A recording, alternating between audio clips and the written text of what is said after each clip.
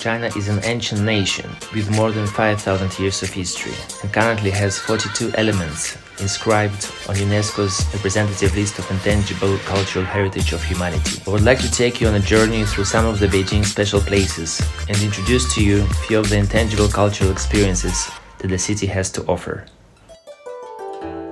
Hi, I'm Bora. I've been living in China for more than 11 years now. During this period, I was a Chinese language and culture student, a tour guide, a diplomat, and these days, tourism marketing expert at Dragon Trail International. And our first stop will be the Temple of Earth Park.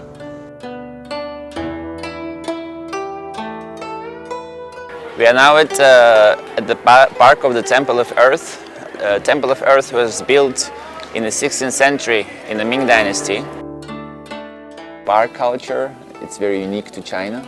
I find those parks in China a very good place to know more about local culture and tradition and actually daily life of Chinese people. People are quite friendly. If you go in the morning, maybe 6:30 a.m., you can find already people that come here and they can dance, they can practice Tai Chi Quan, they can practice Qigong, they can write calligraphy on the ground, they can sing, they can play a musical instrument. So basically it's like a small universe within different Chinese cities, like it's a microcosmos of wellness, I would say, and healthy well-being. There are plenty of activities that one can experience in the park. Today we are going to focus on Tai Chi practice. Tai Chi Quan practice, it's a Chinese traditional practice of, you can say it's internal martial art or physical exercise. Tai Chi Quan, it comes from the Tai Chi philosophy. I had experience previously when I studied in Xi'an. I had a chance to practice, to take Tai Chi Quan classes every week with local students. And it's quite complicated and takes a long time to master those different movements. But it's very good for your body, for your state of mind, to find the balance, to improve immune system, and to work on your meridians in your body. Tai Chi is being part of the China intangible heritage and part of the culture. Tai Chi was basically invented in Henan province in the 19th century. The source of Tai Chi is the Tai Chi Quan is the Tai Chi philosophy. Okay, so it's like the combination of yin and yang, those forces that complete each other, right? So through Tai Chi, one person can also understand more about this traditional Chinese philosophy. To continue the theme of personal health and well-being in China, I invite you to join me to visit a very unique place, which is all about various benefits of Chinese traditional medicine. We arrived to a very special place, also related to intangible heritage of China. Let's have a look inside.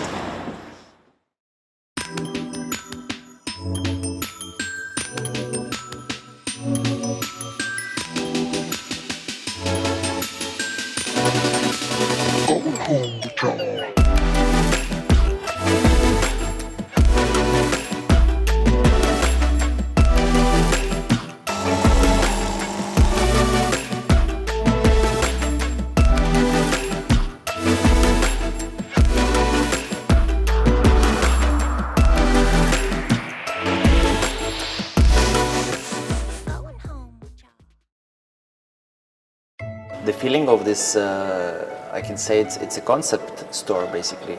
The design of this place, it's very beautiful and I think it's unique, and there are many details that combine modern and traditional elements. It is a TCM museum. 这是咱们全球仅有10台，这台是咱们亚洲最大的一台，24小时不打烊无人收药机。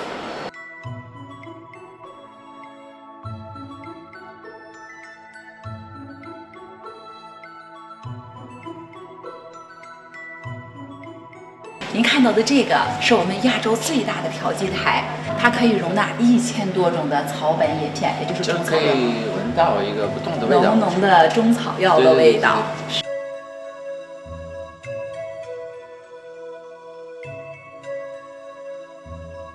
It is an experience center. 咱们这边一般是针灸跟中药相结合。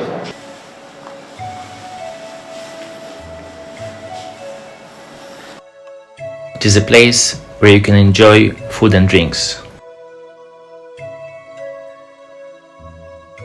There is a bakery here, which is, for me, bakery is something Western, it's not Chinese. Or we see a coffee shop, and the coffee shop also, coffee it's something Western, because in China, according to my experience, basically Chinese culture is related to tea. 我们会把很多同仁堂的一些药食同源的这种天然草本，去研发到这个咖啡里去，跟咖啡融合在一起。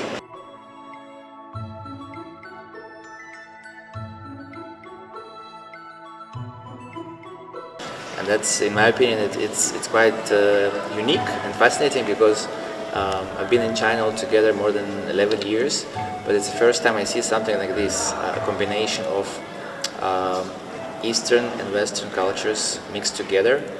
It is a mix.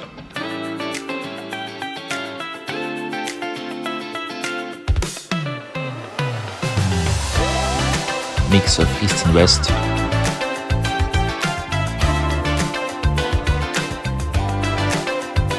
Mix of modernity and tradition, a combination of traditional Chinese medicine and the daily life.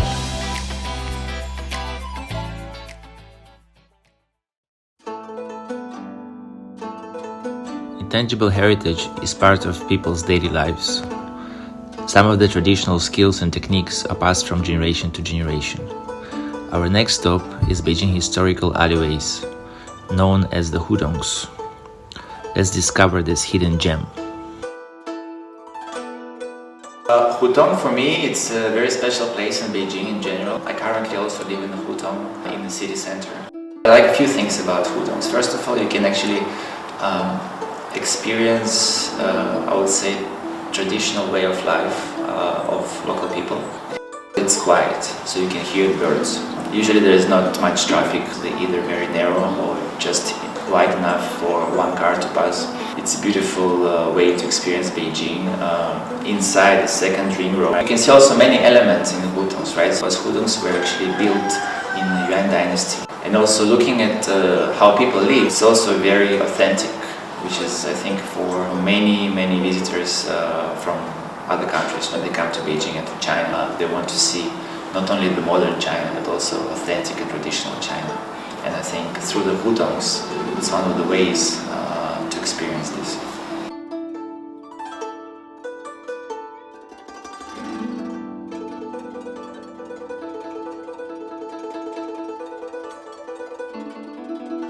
Hi，老师好。哎，来啦！ How are you？ 你好啊。好，那我们那个准备，咱们来一起捏吧。是。我们做哪个面素？我们做pan da。行吗？行吗 ？OK。那我们开始做吧。Is it difficult? No， I never done it. 非常简单。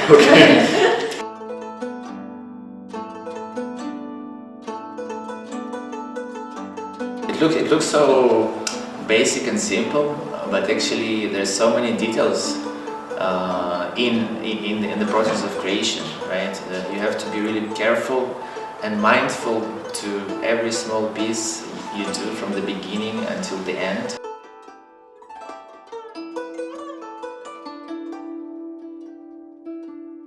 Right, so it's a process of creation and creative thinking.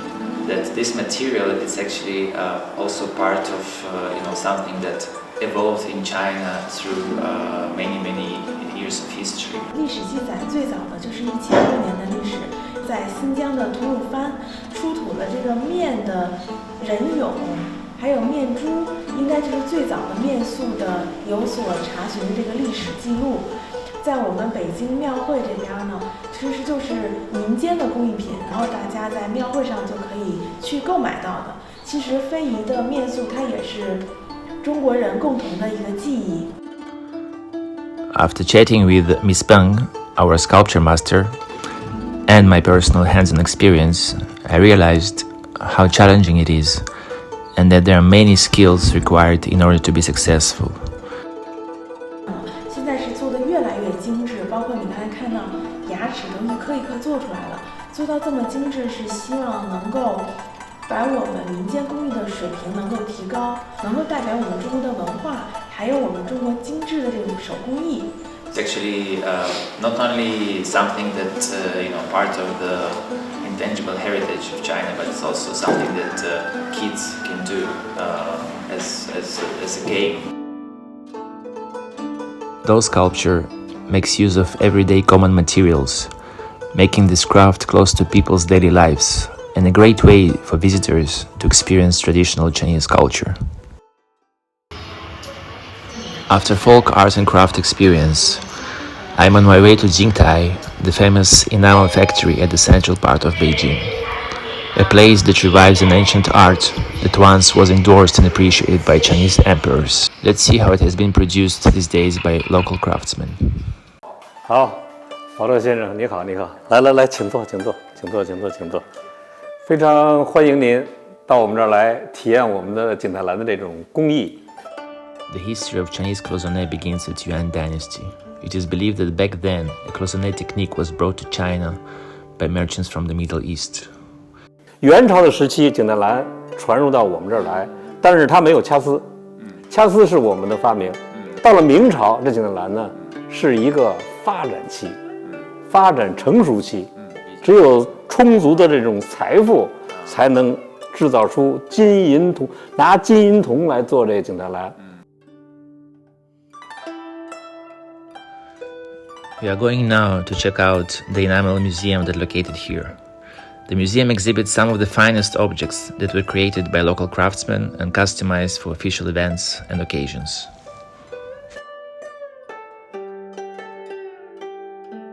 这些产品啊，保罗先生，这就是我们过去一些老的作品这些啊，这些老都有时代气息。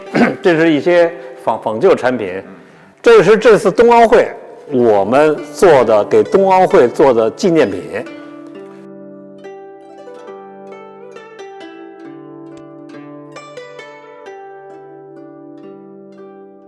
It looks so simple. When I see the final result, it looks very colorful, very delicate. But to understand that this process takes so many stages to accomplish, that was quite a surprise for me. I didn't think it in this way. 就是我们的生产车间了。The process of creation of Chinese cloisonné requires a teamwork, while each one of the arts is responsible for different part, such as base hammering, enamel filling, enamel firing, polishing and gilding. It was the first time experience for me to create Chinese cloisonné, or to try to experience it. And it was quite complicated, to be honest, but it was quite exciting in a way that there are many things involved in this process. Now I have a chance to have a hands-on experience. So painting, bending, drawing, all those things, and obviously I did only one part of it, but there are more parts to be accomplished by professionals. So as an experience, I think it's a very valuable experience, especially for those who come to China. Maybe they like this art because basically it's also art and craft, Chinese traditional art and craft. So I think it's worth to come here and spend maybe 1 or 2 or 3 hours and either to look around, to look at the museum, or to go to and participate in the workshop with one of the teachers here.